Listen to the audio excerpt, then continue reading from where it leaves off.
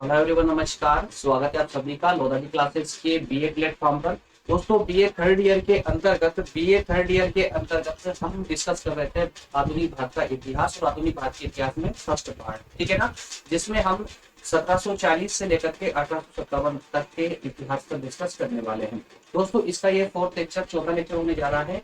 इसमें हम बात करेंगे अंग्रेज और फ्रांसीसियों के बीच में जो युद्ध हुए थे उसमें अंग्रेजों की सफलता के कारण।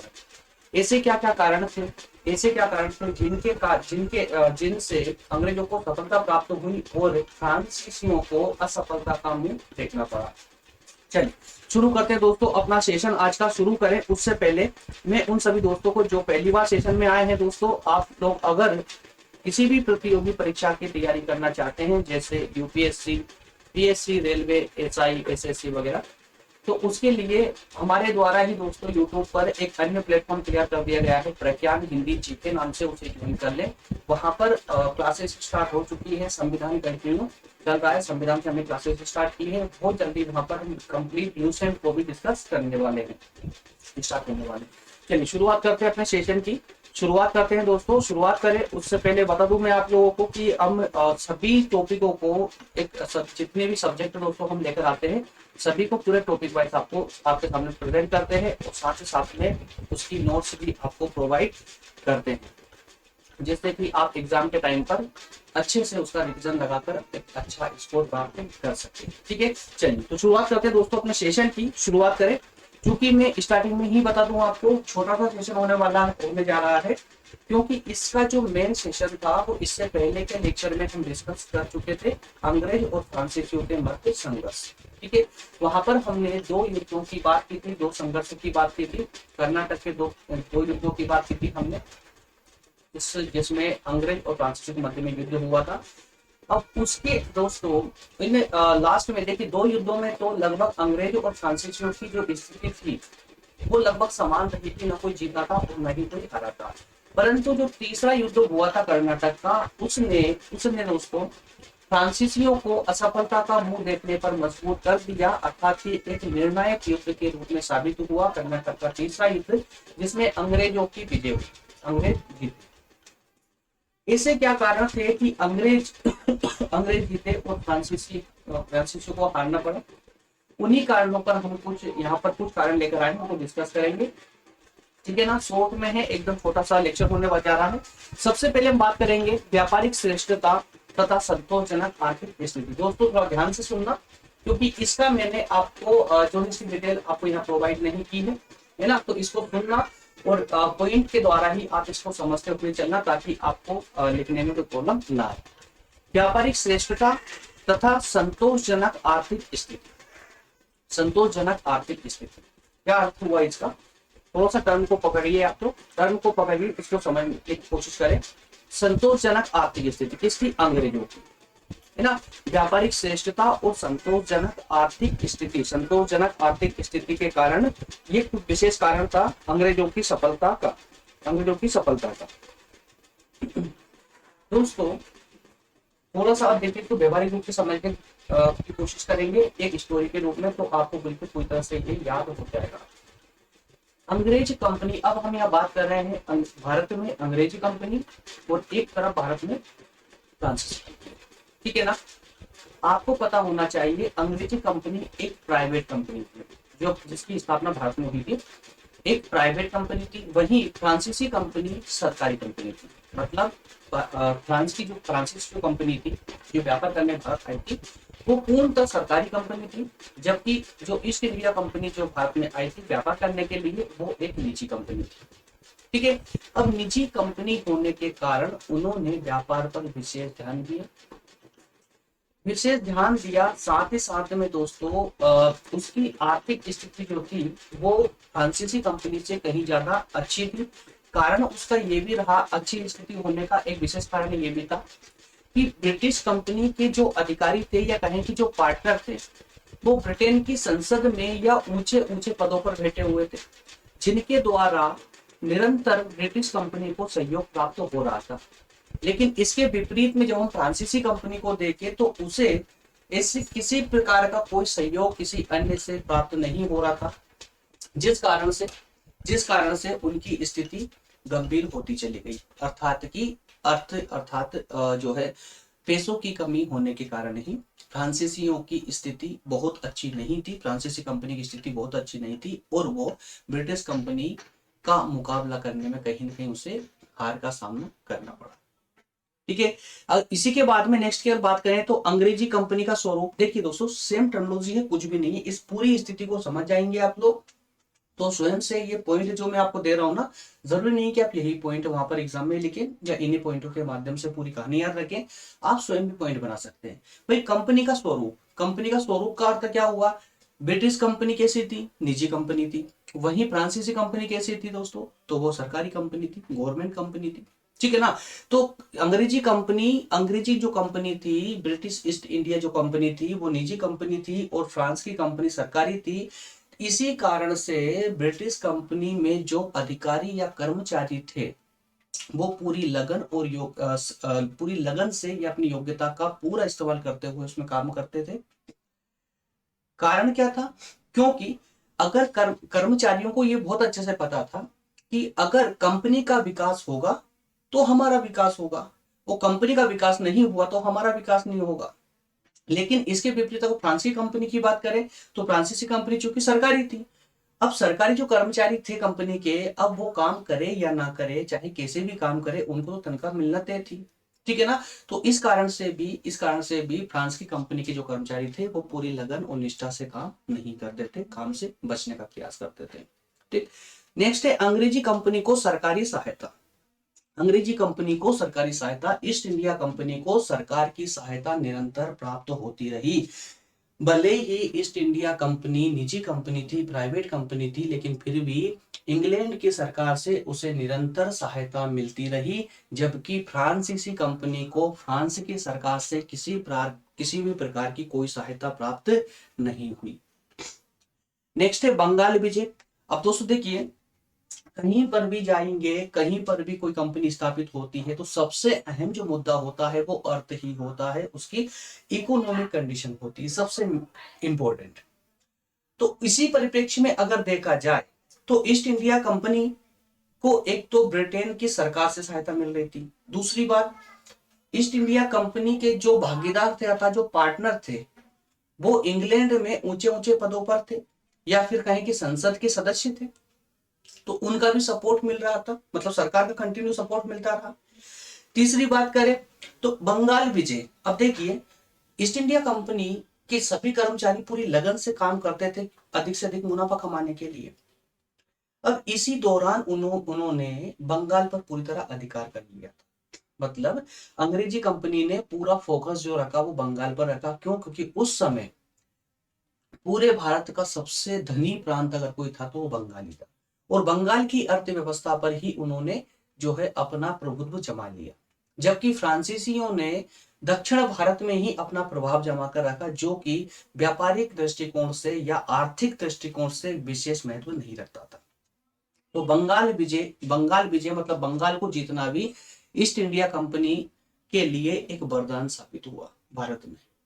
ठीक, डुप्ले को वापस बुलाना। अब कल की पूरी कहानी जो हमने देखी थी उसमें आपने अच्छे से समझ लिया डुप्ले कौन था, है ना? फ्रांसीसी कंपनी का गवर्नर था। अब जब से डुप्ले आया था तब से लेकर चला ही गया ये, लेकिन तब तक वो हमेशा युद्ध में ही उलझा रहा। अब दोस्तों इतने लंबे समय तक उसने यहाँ पर युद्ध किए, मतलब वो एक एक स्थिति को बहुत अच्छे से समझ चुका था। अब ऐसे समय में फ्रांस की सरकार ने डुप्ले को वापस बुला लिया और उसकी जगह पर लाली को भेजा, लाली गवर्नर को, है ना? तो डुप्ले को वापस बुला लिया तो ये भी फ्रांसीसियों की हार का एक प्रमुख कारण साबित हुआ, क्योंकि डुप्ले एक योग्य निर्भीक और कह सकते हैं दोस्तों कि बहुत ही प्रतिष्ठावान व्यक्ति था ये, जो कि बहुत ही तार्किक तर्कपूर्ण तरीके से या कहें कि पूरी अपनी योग्यता के दम पर ही फ्रांसीसी कंपनी की रक्षा कर रहा था, उसका विकास कर रहा था, प्रत्येक स्थिति को समझ चुका था, उसे बहुत ज्यादा अनुभव अब भारत में हो चुका था। अगर ऐसा कहते हैं विद्वान लोग कि अगर कुछ समय और अगर डुप्ले भारत में रुक जाता तो शायद फ्रांसीसियों को भारत छोड़कर नहीं जाना पड़ता या कहें कि उनका साम्राज्य समाप्त नहीं होता भारत से। है ना। लेकिन इस कारण से सरकार ने जब डुप्ले को वापस बुलाया, और लाली को वापस भेजना ही फ्रांस की सरकार की सबसे बड़ी गलती साबित हुई भारत के अंदर। ठीक। इसके बाद में दोस्तों अगली अगर बात करें तो नेक्स्ट है अंग्रेज अधिकारियों का पूर्ण सहयोग। अब यह समझ चुके हैं, अंग्रेज अधिकारियों का पूर्ण सहयोग, क्योंकि निजी कंपनी थी और इनके पार्टनर संसद में बैठे हुए थे, बड़े बड़े ऊंचे पदों पर बैठे हुए थे। इन सब के अलावा ब्रिटिश कंपनी के अंदर जितने भी अधिकारी थे उन सबका पूरा सहयोग कर्मचारियों को रहता था, पूरा सहयोग कर्मचारियों को रहता था। और ये दोनों, अर्थात ये कि इसके अधिकारी और कर्मचारी, जो अधिकारी थे ईस्ट इंडिया कंपनी में, ये अपने कर्मचारियों के साथ भेदभाव नहीं करते थे, बल्कि एकता के साथ ये अपना कार्य करते थे, युद्ध लड़ते थे। लेकिन जो एकता की हमने यहाँ पर ईस्ट इंडिया कंपनी में बात की है ना, ये फ्रांसीसी कंपनी में देखने को नहीं मिलती थी। जैसा अभी भारत में आप देखते हैं, भारत से किसी भी एक स्टाफ में चले जाइए, वहां देखिए एक बड़ा अधिकारी छोटे अधिकारी से बात करना ही पसंद नहीं करता अपने स्टाफ के अंदर, है ना। तो ये स्थिति फ्रांस की कंपनी में थी, जिस कारण से वहां के अधिकारी कर्मचारियों का पूरी निष्ठा के साथ सहयोग नहीं करते थे। तो इस प्रकार से एकता का अभाव, और जहां एकता का अभाव होगा वहां जीतना संभव नहीं होता है ना। नेक्स्ट है लाली का उत्तरदायित्व। अब जब डुप्ले कौन था, फ्रांसीसी कंपनी का गवर्नर, उसको वापस से बुला लिया दोस्तों। कब बुलाया था डुप्ले को? 1754 में डुप्ले को वापस बुलाया था।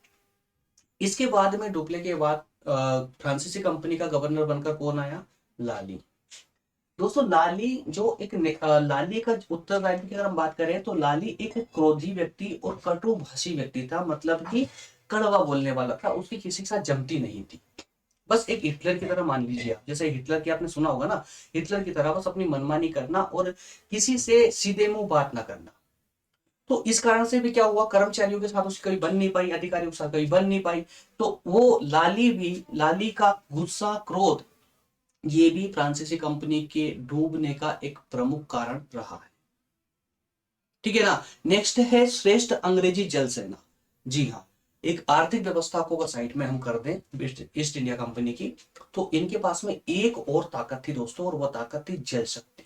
जल शक्ति मतलब इनके पास में ऐसे ऐसे जहाजी बेड़े थे कि फ्रांसीसियों से बहुत तुरंत जल्दी सेना या कोई किसी भी प्रकार की सहायता इंग्लैंड से मंगवा सकते थे।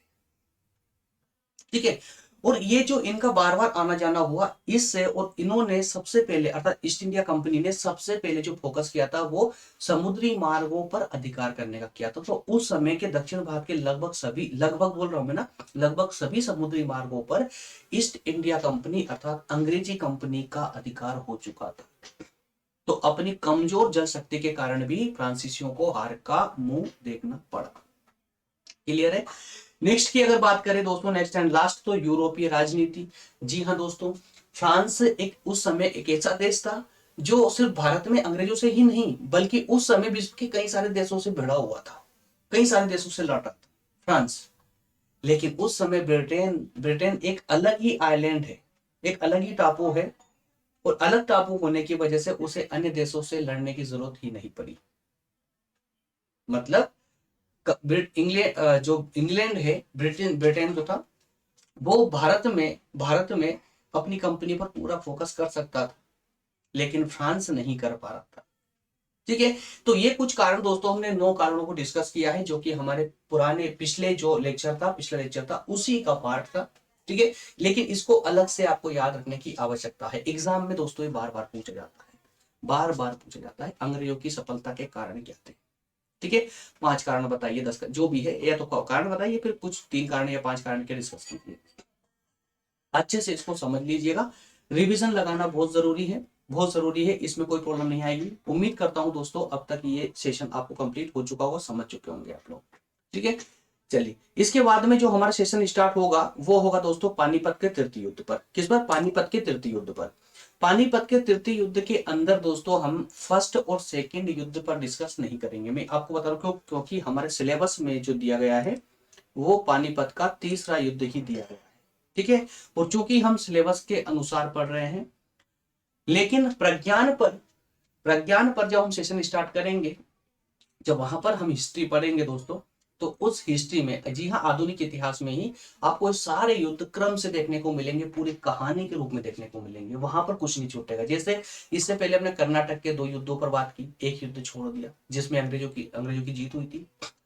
यहाँ पर हम पानीपत के डायरेक्ट तीसरे युद्ध की बात करेंगे नेक्स्ट सेशन में, जबकि प्रथम और द्वितीय युद्ध भी महत्वपूर्ण थे, क्योंकि भाई शुरुआत तो आपको समझनी पड़ेगी ना, तभी तो कहानी पूरी समझ आएगी। अब चूंकि हालांकि आप टेंशन ना ले, पानीपत का जब कल हम तृतीय युद्ध पर डिस्कस करेंगे तो पहले पहले युद्ध और दूसरे युद्ध की कहानी हम डायरेक्ट आपको इसे सुना देंगे, जिससे आपको पूरी कहानी आपकी लिंक बन जाएगी। उसके बाद हम इसका डेटा के साथ में तीसरे युद्ध को हम डाटा के साथ कवर कर लेंगे। क्लियर है? चलिए दोस्तों, तो मिलेंगे नेक्स्ट सेशन में। नेक्स्ट सेशन बहुत जल्दी दोस्तों आ जाएगा इसका, ज्यादा अब इसमें गैप नहीं होगा, और कोशिश करेंगे कि इस पानीपत के तृतीय युद्ध को समाप्त करने के बाद में, इसको समाप्त करने के बाद इसका जो सेकंड पार्ट है इतिहास का, उसको भी हम अभी से स्टार्ट कर दें, ताकि आपका एक साथ ही कवर होता चले दोनों, है ना। बस आप लोग थोड़ा सा सहयोग बनाए रखें यार दोस्तों, आप लोगों का सहयोग मेरे लिए बहुत जरूरी है, क्योंकि सहयोग मतलब बहुत कम लोग जो है शेयर कर पाते हैं, शेयर नहीं करते हैं, पता नहीं क्यों। बस सेशन को शेयर करें यार दोस्तों, ठीक है ना। चलिए, ज्यादा बोलने की आवश्यकता नहीं है, आप लोग समझदार है। और बाकी टेलीग्राम पर ये जो ग्रुप दिख रहा है आपको, लोधाजी क्लासेस, इसको ज्वाइन कर ले।